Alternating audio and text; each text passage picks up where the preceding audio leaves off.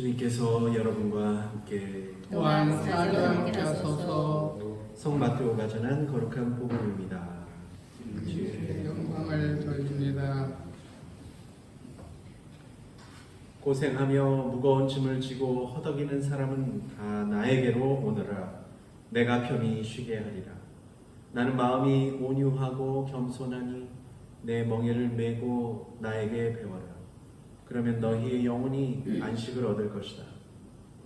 내 멍에는 편하고 내 짐은 가볍다.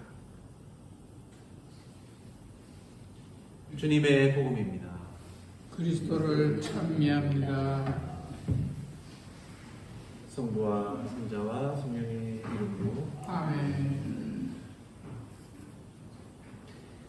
오늘 일독서 이사야서를 듣고 보면 유다 백성들이 유배를 가서 야훼 하느님께 푸념을 늘어놓았나 봅니다. 하느님께서 자기들의 사정을 모른 채 하시고 고통스러운 상황도 아랑곳하지 않으신다고 말입니다. 그래서 예상과 다르게 하느님은 이런 푸념에 항의를 하시죠.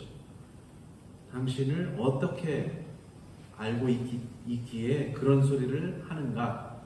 그런 말입니다. 하느님의 이런 반응을 보니 지금 나는 그럼 그러지 않을 것이라고 장담하는데 정말 그럴까요? 가만히 보면 종종 제 자신도 푸념하고 불만을 표출하고 마음에 들지 않으면 막말도 합니다. 왜 그럴까요? 여전히 무엇인가 부족하고 수양이 덜 되었는지도 모르겠습니다. 이사야서는 이런 푸념을 하는 인간들에게도 하느님께서 힘을 북돋우고 일어설 희망을 주실 분이라고 선포합니다. 이런 면에서 오늘 복음, 고생하며 무거운 짐을 지고 허덕이는 사람은 다 나에게로 오너라 라는 예수님의 말씀은 하느님께서 우리들의 아픔을 알아주시는 마음과 같습니다. 예수님께서 우리를 나에게 오라고 초대를 하십니다. 초대를 받는 일은 좋은 일입니다. 남들은 다 초대받았는데 나만 못 받는다. 그래서 소외된다면 씁쓸하겠죠. 참 씁쓸하겠죠. 많은 이들이 초대하려고 할 때 그러면 누구를 초대를 할까요? 어떤 힘 있는 사람, 권력을 지닌 사람을 초대하는 경우가 있겠죠. 그러면 어떤 이득을 볼 수도 있고 그 사람의 연출, 그 사람과 연출이 생길 수도 있죠. 그런데 예수님은 사실 그런 거 저런 거 따지지 않고 초대하십니다.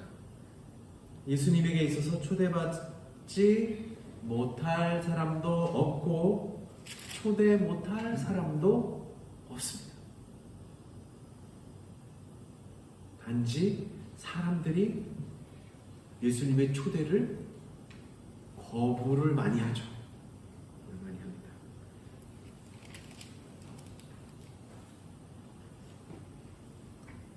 다들 아시죠? 다들 이제 개인의 경험, 또 사람이라면 살아가면서 어떤 목표를 세우죠. 내 삶의 목표. 그리고 뭐가 되고 싶다라든지 뭘 이루겠다 하는 그 목표를 세우고 그 목표에 도달하기 위해서는 어떻게 합니까? 전력을 다하고 일하고 그래서 또 뭐가 되면 계획하고 그 목표를 향해서 계속 끊임없이 나아갑니다. 어떻게 하냐? 그래서 때로는 끼니를 거르거나 잠도 줄여가면서 미친 듯이 일을 하죠. 그 목표에 도달하기 위해서. 그러니까 지금의 시간과 힘을 그 목표 때문에 이제 소진을 하는 것이죠. 그러한 노력이 있어야 목표 한 발을 이루게 되고 성과를 얻게 되는데 아무런 노력과 의지가 없이 원하는 목표에는 도달할 수가 없게 되어 있어요. 당연하겠죠. 그냥 누가 내가 목표를 세웠는데 세우기만 했어. 아무것도 안 해. 그러면 목표를 이룰 수가 없습니다. 하지만 원하는 목표에 도달하면 그 뒤는 어떻게 할까요? 이제 끝났나요? 그냥 끝나지 않아요. 그러면 그 다음에 그거보다 또 더 높은 목표를 설정하거나 좀 다른 목표를 또 설정하게 되죠. 그리고 그 목표를 이루기 위해서 무진장 또 힘을 쏟기도 합니다. 운이 좋게도 그 목표를 또 이뤘다면 그 다음은 어떡할까요? 또 새로운 목표를 세워야 될까요? 그러면 이런 목표는 한도 끝도 없게 됩니다. 내가 무슨 슈퍼맨처럼 초인이 아닌 이상은 지치게 마련이고요. 나중에는 목표를 세우고 도달하는 일에만 정신이 팔려서 정작 인생의 어떤 궁극적인 목적을 잊어버릴 수도 있습니다. 내가 뭔가를 더 이루어야 되겠다. 내가 뭔가를 더 이루어야 되겠다.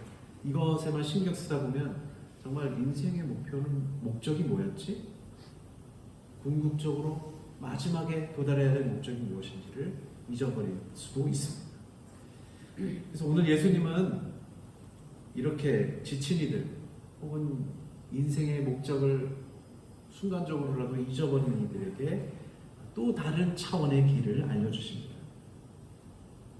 언제나 숨가쁘게 움직이고 한시도 어떤 무엇인가를 추구하면서는 쉴 수가 없다고 하십니다. 가던 길을 멈추고 나의 상태를 볼 때가 있어야 합니다. 그래서 자기 자신을 살펴서 멈춰야 할 때를 알아차릴 수도 있고요.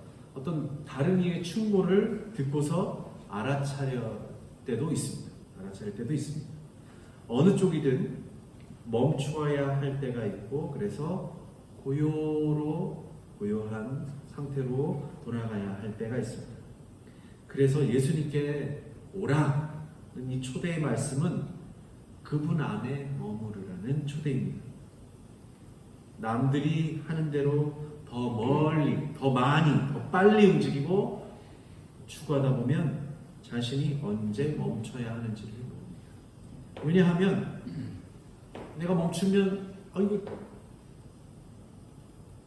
잠시 머무르고 있으면 뒤처진다는 두려움에 긴장의 끈을 놓지 못하기 때문입니다. 언제 멈춰야 할지를. 예수님은 더 멀리, 더 많이, 더 빨리 이런 것들을 요구하지 않으시고 당신 안에서 쉬라, 잠시 멈추라, 마음이 고요하라고 우리를 초대합니다. 지금 우리는 대림 시기를 지내지만 세상은 연말연시가 되었으니까 화려한 파티를 꿈꾸고 흥겨운 날을 기대합니다. 하지만 예수님께서 이 땅에 오실 때에는 누추한 곳에 아주 조용히 오셨습니다. 알아보는 사람들만 찾아왔을 뿐 왕족이 태어나서 성대한 잔치를 베풀고 백성들에게 선물을 하사하는 그런 일이 벌어지지 않았습니다. 아주 고요한 밤에 적적한 곳에 오셨습니다.